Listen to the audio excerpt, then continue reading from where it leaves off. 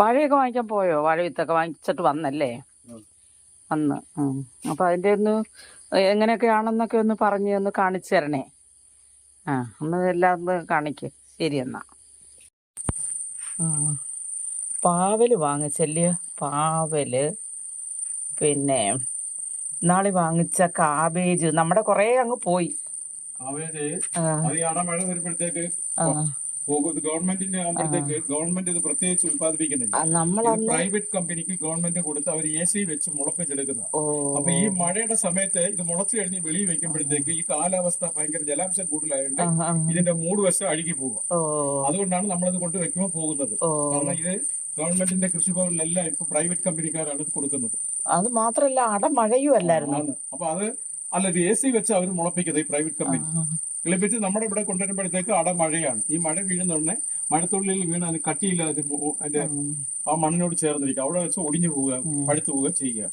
കാബേജും കോളിഫ്ലവറും രണ്ടും ഇല്ലായിരുന്നല്ലേ? ഒരെണ്ണേ കിട്ടിയുള്ളൂ. ഇതേവരെ അന്ന് നമ്മൾ വാങ്ങിക്കൊണ്ട് വന്നതിന് ശേഷം ഇത് ഉൽപ്പാദിപ്പിച്ച തൈകളാണോ ഇത്? ഇത് അല്ല, ഗവൺമെന്റിന്റെ ഓഫീസുകളില് ഈ ഗവൺമെന്റ് രജിസ്ട്രേഷനുള്ള വലിയ ഫാമുകൾ ഉൽപ്പാദിപ്പിച്ച് ഗവൺമെന്റിന് കൊടുക്കുക. ഓ, അത് ശരി. അപ്പൊ ഇത്ര രൂപ വിലയ്ക്ക് അവർ കൊടുക്കുന്നു.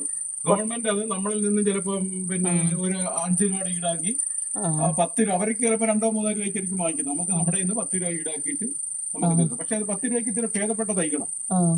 അങ്ങനെ ഒരു കാര്യമുണ്ട്.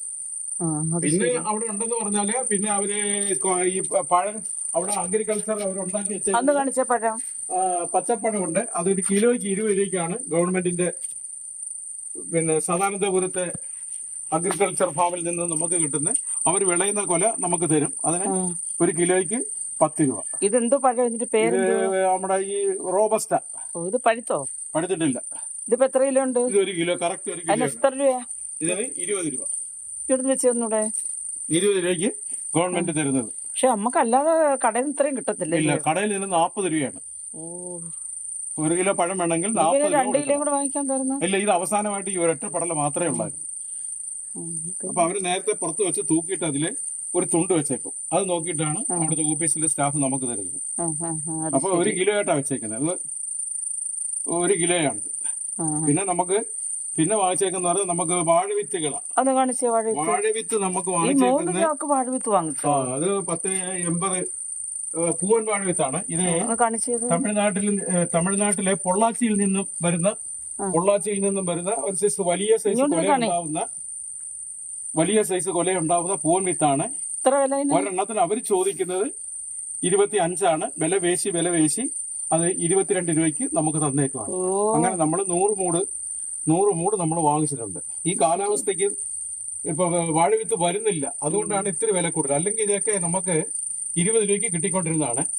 തമിഴ്നാട്ടിൽ നിന്ന് ഇത് കൊണ്ടുവരുന്നെന്ന് പറഞ്ഞാൽ ഒരു വാഴവിത്തായിട്ട് കൊണ്ടുവരുന്നത് വലിയ കണ്ടെയ്നറിനകത്ത് 10-30,000 ആയിട്ട് കൊണ്ടുവരുന്നത്. അപ്പൊ മഴയായതിന്റെ പേരിൽ അവർക്ക് പിരിക്കാൻ പറ്റാത്തതിന്റെ പേരിലാണ് നമുക്ക് താമസിച്ചത്.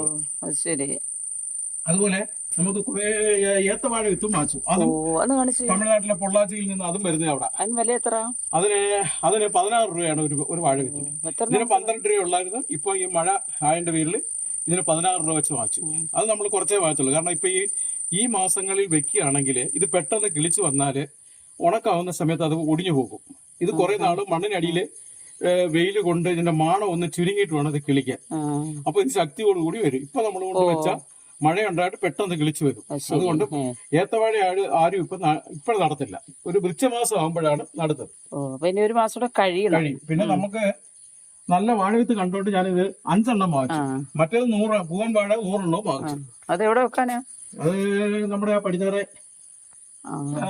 പടിഞ്ഞാറെ വസ്തുവിൽ വെക്കാം. അതിനിപ്പോ എന്നാ വെക്കുന്ന ഈ അടമഴ? അല്ല, ഈ പൂവൻ ഇപ്പൊ അങ്ങ് വെക്കുക. കാരണം ഇപ്പൊ പൂവൻ വെച്ചെങ്കിൽ മാത്രമേ പൂവൻ നമുക്ക് കിളിച്ചു വരും. അവൻ ഏത് ഉണക്കിനെയും പ്രതിരോധിക്കാനുള്ള കഴിവ് പൂവനുണ്ട്. എന്നാൽ ചുമന്ന വാഴ വെച്ചാലും അതിന് വെള്ളം കിട്ടിയില്ലെങ്കിൽ അത് എളുപ്പം പിന്നെ ഉണങ്ങിയും ഒടിഞ്ഞും പോകും.